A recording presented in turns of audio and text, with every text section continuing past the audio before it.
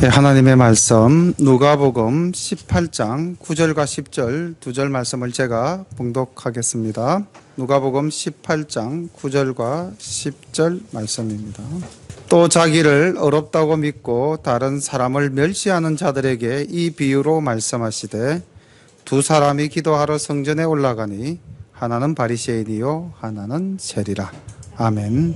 앞장 17장에서 주님께서는 말세에 나타날 여러 가지 징조들과 그리고 심판, 주님의 재림에 대해서 말씀하셨습니다. 그리고 그 때가 언제인지 알 수 없지만은 그 때를 대비해서 제자들에게 항상 기도하고 낭망치 말아야 될 것을 이제 가르치시는 말씀으로 18장이 시작됩니다. 오늘 주님께서 주신 말씀이 우리의 삶 속에 은혜가 되고 또 우리의 신앙생활 속에서 실천되어져서 하나님께 영광 돌리는 귀한 역사가 일어나기를 소망합니다. 1절부터 말씀을 함께 나누면서 은혜를 받도록 하겠습니다. 항상 기도하고 낭망치 말아야 될 것을 저희에게 비유로 하여 가라사대 어떤 도시에 하나님을 두려워 아니하고 사람을 무시하는 한 재판관이 있는데 그 도시에 한 과부가 있어 자주 그에게 가서 내 원수에 대한 나의 원한을 풀어주소서 하되 그가 얼마 동안 듣지 아니하다가 후에 속으로 생각하되 내가 하나님을 두려워 아니하고 사람을 무시하나 이 과부가 나를 번거롭게 하니 내가 그 원한을 풀어주리라. 그렇지 않으면 널 와서 나를 괴롭게 하리라 하였느니라. 주께서 또 가라사대 불의한 재판관의 말한 것을 들으라. 하물며 하나님께서 그 밤낮 부르짖는 택하신 자들의 원한을 풀어주지 아니하시겠느냐? 저희에게 오래 참으시겠느냐? 내가 너희에게 이르노니 속히 그 원한을 주시리라. 그러나 인자가 올 때에 세상에서 믿음을 보겠느냐 하시니라. 아멘. 첫 번째 이야기가 항상 기도하고 낙심치 말 것을 우리에게 가르치시고 있습니다. 그러면서 한 예로 불의한 재판관 이야기를 하고 있는데 그 재판관에게 하소연하는 사람은 능력자도 아니고 권세 있는 자도 아니고 사회에서 가장 소외받는 또는 천대받는 한 과부였습니다. 이 과부가 재판관에게 자기의 소원을 들어달라 청하였는데 이 불의한 재판관, 하나님도 두려워하지 아니하고 사람도 무시하는 재판관이라니까 거의 오늘날 말로 빌리면은 막가파에 해당할 정도로 참으로 자기중심적인 사람인데 이 사람이 과부가 나를 번거롭게 하니 내가 그 원한을 풀어줘야겠다. 그렇지 않으면 이 사람이 나를 더 괴롭게. 그러니까 이 재판관이 소원을 들어준 이유가 참 별것 아니죠. 그런데 주님께서는 이제 뭐라고 말씀하시냐면은 이런 불의한 재판관도 자기를 귀찮게 하기 때문에 그 과부의 소원을 들어주는데 하물며 너희를 택하신 하나님께서 너희가 기도하면 들어주지 않겠느냐. 그러니 어떠하라? 항상 기도하라. 자, 그 1절 제일 첫 부분은 밑줄 그어 놓으시기를 바랍니다. 항상 기도하라. 주님께서는 우리에게 낙심치 말고 기도할 것을 주문하고 계십니다. 때가 말세가 가까울수록 주님 오실 날이 가까울수록 우리는 항상 깨어있어 기도해야 됩니다. 마태복음 26장 40절에 보면은 우리들의 기도 자세에 대한 주님의 책망이 있는데 베드로가 대신해서 들었어요. 26장 40절에 보면 이렇게 기록되어져 있습니다. 제자들에게 오사 그 자는 것을 보시고 베드로에게 말씀하시되 너희가 나와 함께 1시간 동안도 이렇게 깨어 있을 수 없더냐. 시험에 들지 않게 깨어 있어 기도하라. 마음에는 원이로되 육신이 약하도다 하시고. 우리의 기도가 이렇게 겟세마네 동산에서 주님 기도하실 때 같이 기도해 달라고 부탁하던 그 제자들에게 하셨던 그 간절하신 그 마음이 오늘 우리에게 항상 기도하고 낭망치 말아라 라고 하는 말씀과 동일하신 줄로 믿습니다. 그런데 제자들이 그 당시 잠에 빠져 기도하지 못했던 것처럼 우리도 오늘날 우리의 일상의 삶 속에 빠져서 기도하지 못하고 있는 것이 아닌가. 그래서 주님께서 8절에 이렇게 말씀하시죠. 인자가 올 때에 세상에서 믿음을 보겠느냐. 이때 이 믿음을 보겠느냐 하시는 이 말씀은 주님 다시 오실 때 정말 또 깨어 기도하는 자가 몇이나 되겠느냐 하는 그 말씀과 동일한 말씀이신 줄로 믿습니다. 그래서 우리 열린 가족들은 교회에서나 가정에서나 직장에서나 어디서나 늘 시간이 나는 대로 주님과 대화를 나누는 영적 교제를 나누는 그런 기도가 늘 이루어지기를 간절히 소망합니다. 그리고 기도하는 것이 쉬이 이루어지지 않는다고 해서 낭망치 마십시오. 주님 분명히 말씀하셨습니다. 오늘 이 비유의 말씀 속에서 주님은 너희 아버지께서 너희들의 원한은 반드시 풀어주신다. 너희에게 오래 참도록 하겠느냐? 속히 그 원한을 풀어주실 것이다. 우리의 기도를 반드시 응답해 주심을 주님께서는 말씀해 주셨습니다. 9절부터 말씀을 봅니다. 또 자기를 어렵다고 믿고 다른 사람을 멸시하는 자들에게 이 비유로 말씀하시되 두 사람이 기도하러 성전에 올라가니 하나는 바리새인이요 하나는 세리라. 바리새인은 서서 따로 기도하여 가로되 하나님이여 나는 다른 사람들 곧 토색, 불의, 간음하는 자들과 같지 아니하고 이 세리와도 같지 아니함을 감사하나이다. 나는 일회에 2번씩 금식하고 또 소득의 11조를 드리나이다 하고 세리는 멀리 서서 감히 눈을 들어 하늘을 우러러 보지도 못하고 다만 가슴을 치며 가로되 하나님이여 불쌍히 여기옵소서 나는 죄인이로소이다 하였느니라. 내가 너희에게 이르노니 이 사람이 저 사람보다 어렵다 하심을 받고 집에 내려갔느니라. 무릇 자기를 높이는 자는 낮아지고 자기를 낮추는 자는 높아지리라 하시니라. 아멘. 우리가 이 땅을 살면서 자기를 어렵다고 생각하는 사람들을 많이 볼 수 있습니다. 특히 이 주님 당시에는 바리새인이나 서기관과 같은 이들이 더더욱 드러내어 놓고 자기를 어렵다 한 사람들이죠. 여기 비유의 대상 속에도 한 사람은 바리새인으로 등장하고 있습니다. 이런 사람들은 완벽하게 자기 중심적인 사람이고 하나님 앞에서 자기가 아주 선하다고 생각하는 사람이고요. 율법의 선행을 통해서 하나님께 인정받는다고 생각하는 사람입니다. 오늘날에도 이처럼은 아니지만은 스스로를 나는 하나님 앞에서 어려워, 나는 하나님 말씀대로 살려고 노력하고 있으니까 나는 어려운 사람이야, 혹 이렇게 생각한다면은 사도 바울 선생의 말씀을 우리는 기억해야 할 것입니다. 고린도전서 10장 12절에 이렇게 말씀하고 있습니다. 그런즉 선줄로 생각하는 자는 넘어질까 조심하라, 이렇게 말씀하셨고요. 하나님 앞에 자기가 선하다고 생각하는 것 위험합니다. 잠언서 16장 2절에 사람의 행위가 자기 보기에는 모두 깨끗하여도 여호와는 심령을 감찰하시느니라. 그래서 우리는 우리가 어렵다고 하나님 앞에서 내세울 것이 사실은 아무것도 없는 사람입니다. 그런데 여기 이 바리새인 보십시오. 나는 다른 사람들 곧 토색, 불의, 간음하는 자들과 같지 아니하고 심지어는 옆에 있는 이 세리와도 같지 아니함을 감사하나이다. 세상에서 제일 몹쓸 것 중에 하나가요, 비교하는 겁니다. 우리 자녀를 키우시는 부모님들께서는 특히 이 비교를 피하여 주시기 바랍니다. 옆집 아이와 비교해도 안 되고요. 형제 간에도 가급적 비교하면 안 됩니다. 각자의 장점만 인정해주고 지지해주면은 그것이 아이들이 올곧게 성장하는 걸음이 됩니다.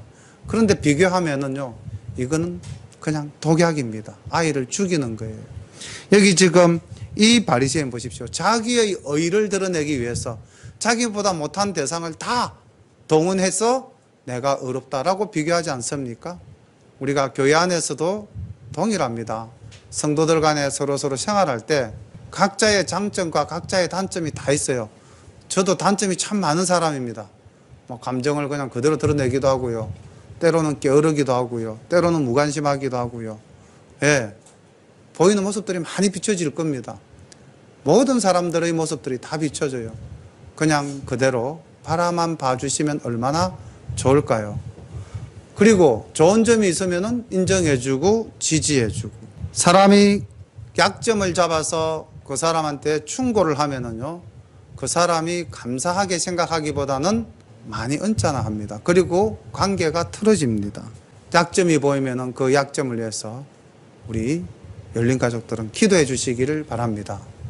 제가 볼 때 우리 교회는 지금 아마 그런 모습들로 교회가 점점 많이 변해가는 것 같아요. 그래서 성도들 간에 서로 약한 부분을 위하여 기도하는 우리 전도사님으로부터 모든 성도님들에 이르기까지 그런 분위기, 또 그런 운동이 일어나고 있는 것 같습니다.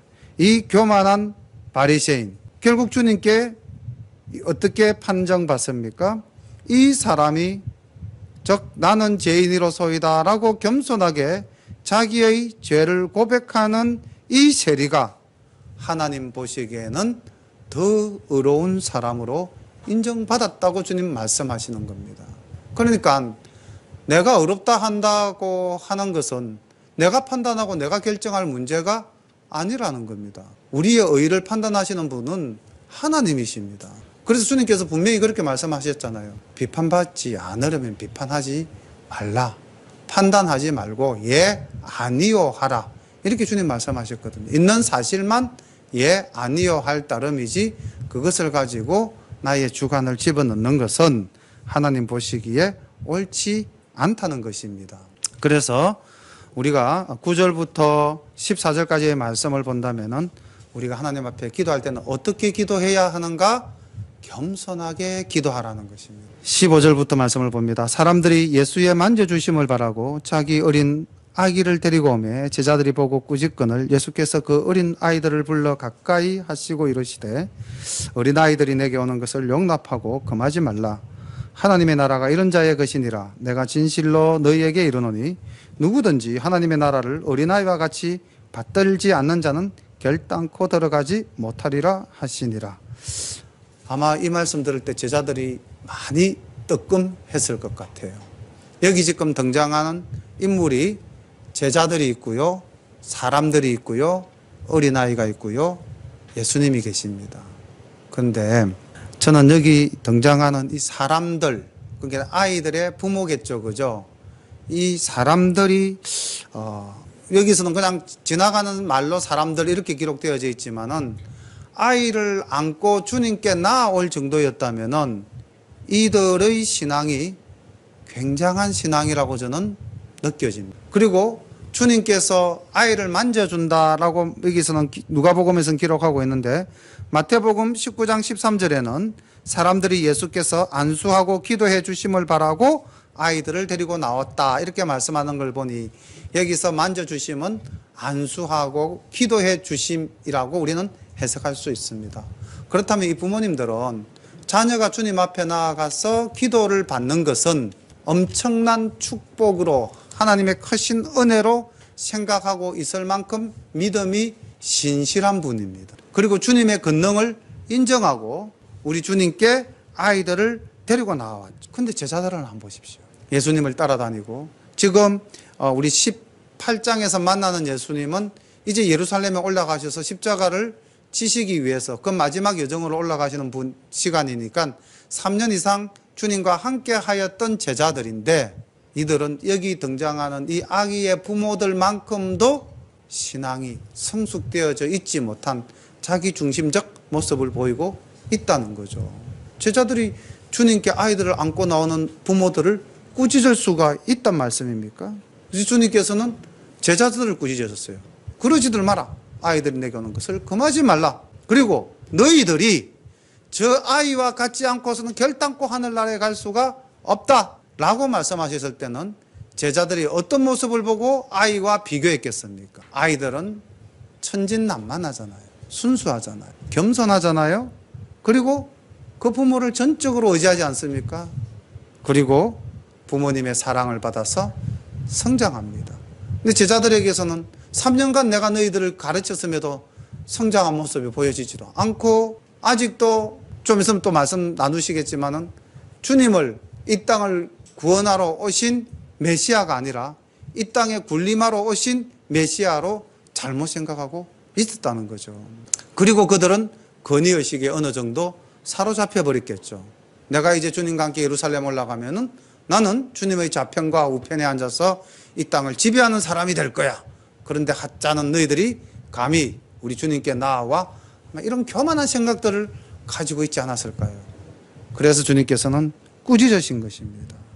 오늘날 만약에 우리가 이런 잘못된 모습을 갖고 있다면은 주님께서는 틀림없이 우리에게 말씀하실 겁니다. 이 어린아이와 같이 않으면은 하나님 나라에 결단코 들어가지 못할 것이다. 그래서 우리는 주님 앞에 더욱더 겸손하고 더욱더 주님을 의지하며 주님을 정확하게 말씀을 통해서 알고 그 말씀대로 살아가기를 위해서 힘쓰는 우리 모두가 되어야 할 줄로 믿습니다. 18절부터 말씀을 봅니다. 어떤 관원이 물어 가로되 선한 선생님이여 내가 무엇을 하여야 영생을 얻으리이까? 예수께서 이르시되 네가 어찌하여 나를 선하다 일컫느냐? 하나님 한 분 외에는 선한 이가 없느니라. 내가 계명을 안 하니 간음하지 말라, 살인하지 말라, 도적질하지 말라, 거짓 증거하지 말라, 내 부모를 공경하라 하였느니라. 여짜오되 이것은 내가 어려서부터 다 지키었나이다. 예수께서 이 말을 들으시고 이르시되 내가 오히려 한 가지 부족한 것이 있으니 내게 있는 것을 다 팔아 가난한 자들에게 나눠줘라. 그리하면 하늘에서 보화가 내게 있으리라. 그리고 와서 나를 쫓으라 하시니 그 사람이 큰 부자인 고로 이 말씀을 듣고 근심하더라. 마태복음 내용과 조금 차이가 나는 것이 이 23절 마지막 부분에 그 사람이 큰 부자인 고로 이 말씀을 듣고 심히 근심하더라가 아니라 심히 근심하여 가니라 이렇게 되어 있습니다. 주님께서는 이 부자를 뭐라고 그랬습니까? 이 부자를 두고 네 재물로 가난한 자를 돕고 그 다음 뭐라고 그랬죠? 나를 쫓아라 그렇게 말씀하셨어요. 나를 쫓아라 했는데 이 부자는 어떻게 한다고요? 심히 근심하고 마태복음 말씀을 빌리면은 갔다라고 기록하고 있습니다. 다시 말하면 예수님의 제자가 되는 길을 거역했다는 거죠. 근데 저는 오늘 이 부자 관원을 보면서 이 관원의 믿음이 정말 우리들보다도 훨씬 더 낫지 않는가. 제가 한번 따져봤습니다. 간음하지 말라, 살인하지 말라, 도적질하지 말라, 거짓 증거하지 말라, 내 부모를 공경하라. 그랬을 때 이 사람은 다 지켰다고 그랬습니다. 내가 어려서부터 이것을 다 지켰다. 근데 제가 저한테 물어봤습니다. 저는 하나도 못 지킨 것 같아요. 지금도 여전히 이 5가지 계명을 여전히 오늘도 어기고 있지 않는가. 그랬다면은 이 관원의 믿음은 정말 대단한 것입니다. 스스로가 한번 이 주님 말씀하셨던 5계명을 내가 지키고 있는가. 그리고 이 부자 관원처럼 제가 어려서부터 말씀을 알고 이 계명들을 다 지켰습니다.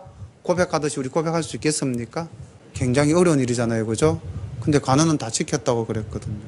근데 문제는 이건 것 같아요. 주님이 이 관원이 하는 말씀을 들으시고는 예수께서 이 말씀을 들으시고 이러시되 그 관원의 겉으로 드러나는 믿음은 완벽한 것이었어요.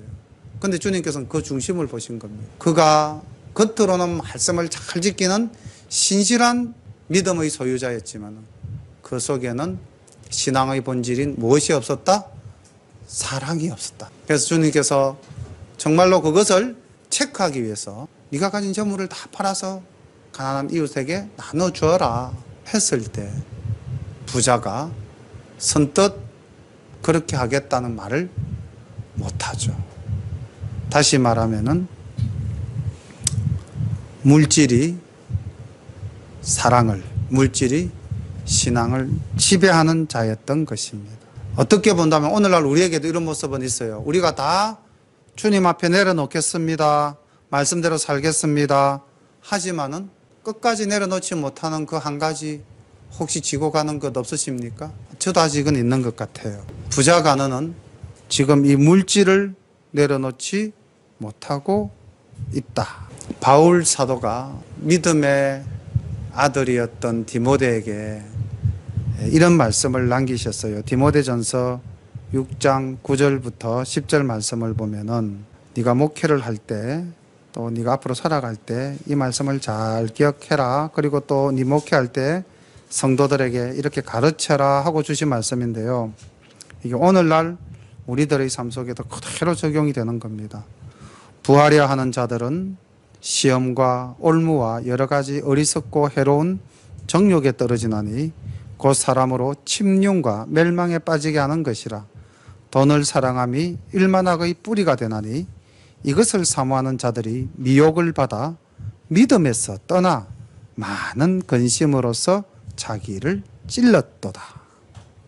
그래서 정말로 우리가 특히 이 사회가 물질을 중시하는 자본주의 사회 아닙니까? 물질이면 모든 것이 다 된다고 생각하는, 물질이 하나님의 자리에 대신 앉아있는 그러한 시대를 우리가 살아가고 있지 않습니까?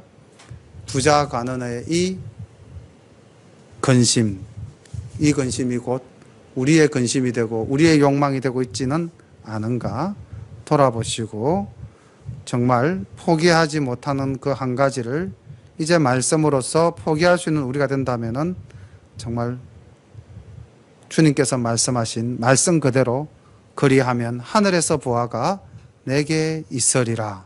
이 말씀이 이루어지실 줄로 믿습니다. 24절부터 말씀 봅니다. 예수께서 저를 보시고 가라사대 재물이 있는 자는 하나님의 나라에 들어가기가 어떻게 어려운지 약대가 바늘기로 들어가는 것이 부자가 하나님의 나라에 들어가는 것보다 쉬우니라 하신대 듣는 자들이 가로되 그런즉 누가 구원을 얻을 수 있나이까. 가라사대 무릇 사람의 할 수 없는 것을 하나님은 하실 수 있느니라. 주님께서 이제 그 부자 청년의 모습을 보시고는 이어서 말씀하신 것이 재물을 가진 자는 그 재물을 내려놓기가 정말 힘들다. 그래서 정말 하나님 나라 가기가 심히 어렵다라는 현실의 모습을 그대로 말씀해 주셨어요. 근데 그 당시 그 유대교인들은 어떤 생각을 가지고 있었냐면요. 물질이 풍요롭게 부자로 사는 것은 하나님의 복이라고 생각을 했어요. 하나님께서 우리에게 복 주신 것이다. 그래서 우리가 복을 받아서 누린다면은 우리는 하나님으로부터 복 받은 사람이니까 당연히 우리는 하나님 나라에 갈 수도 있지 않는가? 구원도 가능하지 않은가? 그런 생각을 하고 있었어요. 이게 일반적인 생각입니다. 근데 주님 말씀하시기를 부자가 하나님 나라 가는 것은 낙타가 바늘귀로 들어가는 것보다 더 어렵다고 말씀하시니까 어리둥절했겠죠. 여기서 이제 우리의 생각과 하나님의 생각이 다르다는 거죠. 우리는 하나님의 복을 받은 존재고 우리는 구원받을 수 있는 존재다라고 그 당시 사람들이 생각했다는 거죠. 근데 주님은 뭐라고 말씀하셨냐면은 그 구원의 문제는 우리의 판단에 의해서 결정되어지는 것이 아니라는 겁니다. 아까 우리가 그 세리와 또 그 바리새인이 기도하는 모습에서 어렵다 하심을 입은 자는 누구였습니까? 세리였죠. 그죠? 그 어렵다라고 판단하신 분은 누구십니까? 하나님이시죠. 마찬가지로 하나님 나라에 들어가서 구원을 받고 구원을 받지 못하고의 판단은 누가 합니까? 하나님께서 하시는 겁니다. 우리가 판단할 문제는 아니라는 겁니다. 그래서 우리는 사실 이 땅을 살아가면서 함께 신앙생활하는 우리의 그 형제 자매에게 대해서 가타부타 말할 사실은 전혀 건덕지가 없습니다. 내가 예수를 니보다 잘 믿으니까 넌 나처럼 믿어야 돼. 어떻게 우리가 감히 그렇게 말할 수가 있습니까? 결단코 우리는 그럴 수가 없는 거죠. 여기 주님께서 분명히 말씀하셨습니다. 어떻게 우리가 구원을 얻을 수 있겠습니까? 누가 구원을 얻을 수 있습니까? 주님 말씀하시죠. 사람은 할 수 없다. 그런데 하나님께서 하실 수 있다. 이렇게 말씀하시고 있는 겁니다. 자, 또 베드로 나옵니다. 28절. 베드로가 여짜오되 보옵소서. 우리가 우리의 것을 다 버리고 주를 쫓았나이다. 이러시되 내가 진실로 너희에게 이르노니 하나님의 나라를 위하여 집이나 아내나 형제나 부모나 자녀를 버린 자는 금세에 있어 여러 배를 받고 내세에 영생을 받지 못할 자가 없느니라 하시니라. 모처럼 베드로가 주님으로부터 칭찬받았습니다. 그러니까 사실은 이렇게 베드로가 모든 것을 다 버리고 주를 쫓았다고 고백하지만은 어떻습니까? 주님 돌아가시고 난 다음 제자들 앞에서 뭐라고 이야기했죠? 나는 물고기 잡으러 가노라 그러면서 다시 세상으로 돌아간 사람 아닙니까? 또 그 대제사장의 그 뜰 앞에서 주님을 모른다고 3번이나 부인하지 않았습니까? 그러니까 사실 우리가 하나님 앞에서 우리가 다 버리고 주를 쫓았다 라고 감히 말할 수는 없죠. 그런데 주님께서는 그럼에도 불구하고 그 중심, 그 가운데의 베드로의 믿음을 보시고 네가 나를 위하여 모든 것을 버렸으니 너는 금세에 있어서 여러 배를 받고 또 내세에도 영생을 받게 될 것이다.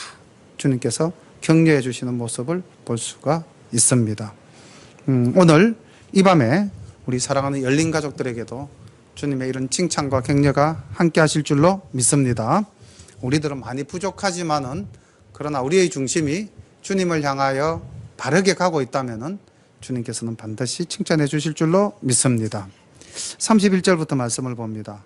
예수께서 12제자를 데리시고 이르시되 보라 우리가 예루살렘으로 올라가노니 선지자들로 기록된 모든 것이 인자에게 응하리라. 그리고 32절부터 33절까지는 가로를 한번 쳐보시기 바랍니다. 인자가 이방인들에게 넘기어 희롱을 받고 능욕을 받고 침뱉음을 받겠으며 저희는 채찍질하고 죽일 것이니 저는 3일 만에 살아나리라 하시되, 요 말씀을 가로로 치시고요. 그 다음 34절 제자들이 이것을 하나도 깨닫지 못하였으니 그 말씀이 감추였으므로 저희가 그 이르신 바를 알지 못하였더라. 정말 끝까지 드러나는 제자들의 자기중심적 모습이라고 해야 될까요? 제가 왜 가로를 치라고 했냐면요, 이 가로친 부분의 말씀은 제자들의 귀에 하나도 안 들어갔을 것 같아요. 제자가 듣기는 어디까지 들었냐면은 선지자들로 기록된 모든 것이 인자에게 응하리라. 이 말씀 딱 듣는 순간 제자들은 지금 상상의 나래 속으로 빠져들어갑니다.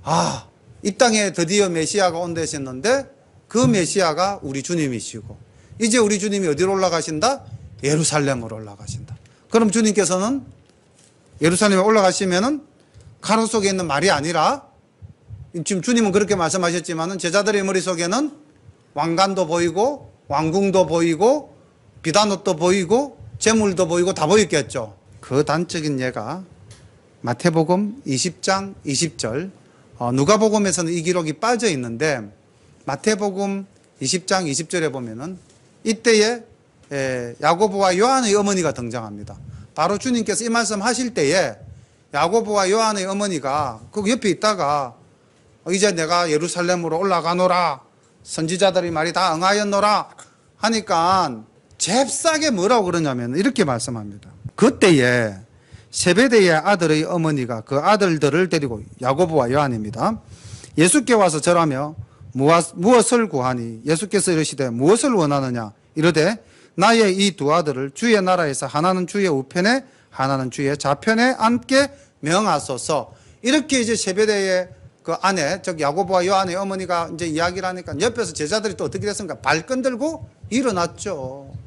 이게 지금 여기의 모습입니다. 그러니 34절 제자들이 이것을 하나도 깨닫지 못하였으니 그 말씀이 감추였다가 아니라 그 말씀을 아예 듣지도 생각하지도 않았다는 것이, 이게 오늘날 우리에게도 똑같습니다. 우리가 하나님의 말씀을 볼 때에 나한테 유리한 것만 보고 나한테 유익한 것만 봐요. 그렇지 않습니까? 우리가 진짜 하나님 말씀 뭐를 듣기로 합니까? 복 빌어주는 말씀, 문제 해결해 주시겠다는 말씀, 능력 주신다는 말씀. 오늘날 다들 그런 말씀들만 바라고 있으니까 너희가 나와 함께 이 땅에서 고난을 받아야 할 것이다, 이 말씀은 아예 안 들어오잖아요. 그런데 실상 지금 주님께서 제자들에게 하시는 말씀은, 얘들아, 내가 지금 올라가는 이 길이 예사길이 아니다.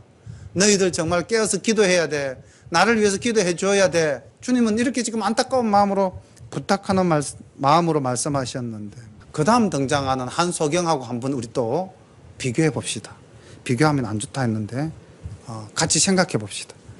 여리고에 가까이 오실 때에 한소경이 길가에 앉아 구걸하다가 무리의 진함을 듣고 이 무슨 일이냐고 물은데 저희가 나사렛 예수께서 지나가신다 하니 소경이 외쳐 가로되 다윗의 자손 예수여 나를 불쌍히 여기소서 하거늘 앞서가는 자들이 저를 꾸짖어 잠잠하라 하되 저가 더욱 심히 소리질러 다윗의 자손이여 나를 불쌍히 여기소서 하는지라.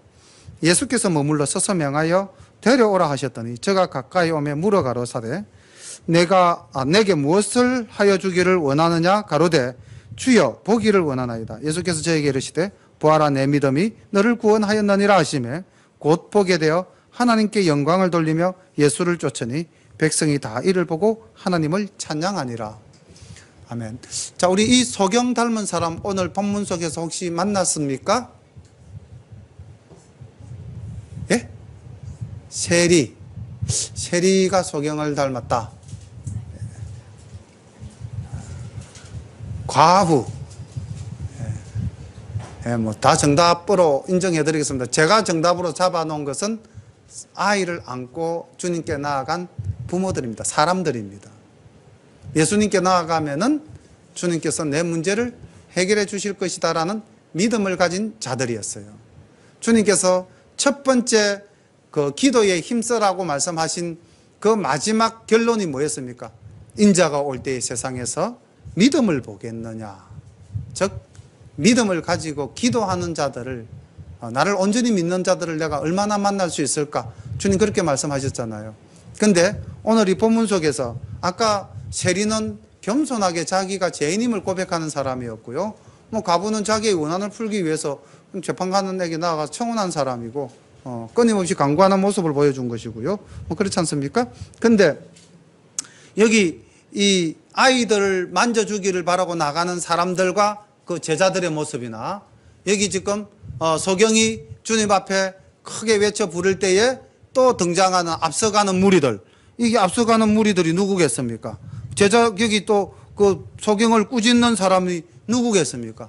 제자들 아니겠습니까? 그죠? 따지고 본다면 이게 참 우리에게 주는 교훈이 있죠. 그죠? 예수를 먼저 믿고 좀 더 주님 가까이 있는 우리가 오히려 처음 주님께 진짜 은혜를 바라고 나오는 한 영혼이 있다면 그 영혼을 실족해 하는 경우가 있지는 않을까. 그리고 여기 보십시오. 소경은요, 이 사람은 여리고 사람입니다. 주님을 만난 적이 별로 없었을 거예요. 뭐 별로가 아니라 아예 없었겠죠. 그냥 풍문에 들려오는 이야기만 들었겠죠. 그쵸? 이 소경이 뭐 어디 돌아다닐 수가 있습니까? 그냥 뭐 그 구걸하는 그 자리에 나가서 매일 구걸만 하고 있는데, 놀라운 것은요, 여기 보십시오. 예수가 지나간다는 소리를 듣고 이 무슨 일이요? 하고 물었어요. 누구에게. 근데 대답하는 사람이 뭐라고 대답했냐면은, 이 대답한 사람은 어떤 사람일까요? 눈을 뜨고 예수님을 보기도 하고 따라다니기도 한 사람들 아니겠어요? 그 사람이 뭐라고 그랬냐면 나사렛 예수다 이렇게 이야기했어요. 나사렛 예수다. 저 나사렛이라는 동네에서 온 예수야 이렇게 이야기했어요. 근데 잘 보십시오. 이 소경은 뭐라고 외칩니까? 다윗의 자손 예수야 이렇게 외칩니다. 그럼 다윗의 자손 예수야 이 말은 무슨 말입니까? 이 땅에 메시아로 오신 분이시여 이렇게 고백하고 있는 겁니다. 왜냐하면 메시아는 누구의 후손으로 온다고 했다? 다윗의 후손으로 온다고 했으니까. 그러니까 누구의 믿음이 더 큽니까? 이 지금 말 무리들입니까? 아니면 이 소경입니까? 소경의 믿음이 훨씬 더 큰 믿음이죠. 이 사람은 예수님 한 번도 본 적도 없어요. 그런데도 이분이 메시아임을 고백하고 있는 겁니다. 자기를 구원해 주실 분임을 믿었습니다. 그리고 담대하게 주님 앞에 나아가서 자기의 소원을 이야기합니다. 여기 담대하게 나아갔는데 그 길이 순탄하지 못했다는 것을 우리는 볼 수가 있죠. 자, 소리를 질렀습니다. 소경이 외쳐 가로되 다윗의 자손 예수여 나를 불쌍히 여기소서 하거늘 바로 주님 부르신 게 아니죠. 그 다음 앞서가는 사람들이 저를 꾸짖어 잠잠하라. 야 나서지 마. 네 나설 자리가 아니야. 이렇게 엄청난 무시와 경멸을 했겠죠. 그런데 보통 사람이라면 어떻게 했습니까? 거지에다가 소경에다가 또 뭐 그 주변 사람들이 막 이렇게 자기에게 핀잔을 주면은 기가 죽지 않겠습니까? 그런데 이 사람은 어떻게 합니까? 더욱 소리 질러. 우리가 여기서 이제 이 한 소경에게 우리가 배울 점이 있다면은 저는 바로 이 부분이지 않겠는가. 그 부분이 바로 우리 18장 1절에서 주님께서 말씀하신 바로 그 내용, 항상 기도하고 낙망치 말아야 될 것. 이 소경이 낙심하지 않았어요. 그리고 더 크게 외쳤어요. 더 열심히 기도했습니다. 그러니까 주님이 속히 응답해 주셨어요. 이리 오라. 뭘 원하느냐? 눈을 뜨고 보기를 원하나이다. 내 믿음대로 될지어다. 네 믿음이 너를 구원하였다. 이루어 주셨습니다. 1절부터 8절까지의 내용이 이 마지막 한 소경의 이야기와 그대로 오버랩되고 있습니다. 우리가 이 땅을 살면서 환난을 당해서 어려움을 당해서 주님께 기도하는데 그거 참 잘 내가 원하는 때에 안 이루어질 수 있습니다. 그래도 우리가 낙심치 않고 기도한다면 주님께서는 반드시 그 기도를 들어주십니다. 분명히 그렇게 주님 말씀하셨습니다. 중요한 것은 우리가 끝까지 주님께 부르짖을 수 있는 믿음이 있느냐, 그리고 우리에게 정말 겸손함이 있는가, 우리가 정말 말씀을 삶 속에 실천할 수 있는 그러한 의지가 있는가, 자기를 드러내는 교만함을 낮출 수 있는가. 오늘 이 18장 말씀은 참으로 많은 것들을 우리에게 생각해 하고 또 우리의 신앙에 있어서의 성숙된 삶을 누릴 수 있는 귀한 말씀들이 많이 들어있습니다. 이제 이 시간에 우리 다 함께 주신 말씀 붙잡고 함께 기도하겠습니다. 그리고 오늘은 이 말씀에 따른 기도 후에 우리가 수요일마다 기도 제목으로 삼고 함께 기도드리는 기도도 계속하여 함께 드리고 마지막에 주기도문으로 예배를 마치겠습니다. 이제 오늘 먼저 주님 주신 말씀을 생각하면서 하나님, 저에게도 이런 믿음 주옵소서. 하나님, 제가 이런 부분 주님께 고백하고 하나님께 나아가기를 소망합니다. 기도드리겠습니다. 사랑과 은혜가 풍성하신 우리 아버지 하나님, 은혜를 감사합니다. 하나님, 항상 기도에 힘쓰고 낙심치 말라 하셨습니다. 하나님, 정말 겸손한 마음으로 주님 앞에 제가 죄인임을 고백하고, 하나님, 우리가 주님께 기도하는 것들은 하나님께서 반드시 이루어 주신다는 그 소망과 확신을 가지고 하나님께 깨어서 기도하는 저희들 될 수 있도록 인도하여 주옵소서. 하나님 아버지, 우리가 아직까지 이 땅을 살면서 아버지 하나님 내려놓지 못하고 있는 것 있습니까? 하나님, 이 시간 우리 모두 다 내려놓게 인도해 주시옵소서.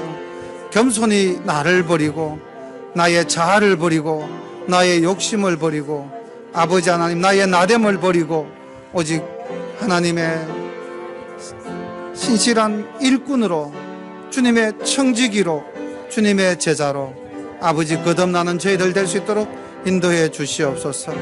하나님, 우리가 예수를 믿으면서 신앙생활 하면서 혹시 아버지 하나님 우리가 제자들처럼 교만하지는 않는지, 아버지 하나님 나에게 유익한 것을 추구하고 있는 것은 아닌지 아버지 이 시간 또 돌아보게 됩니다.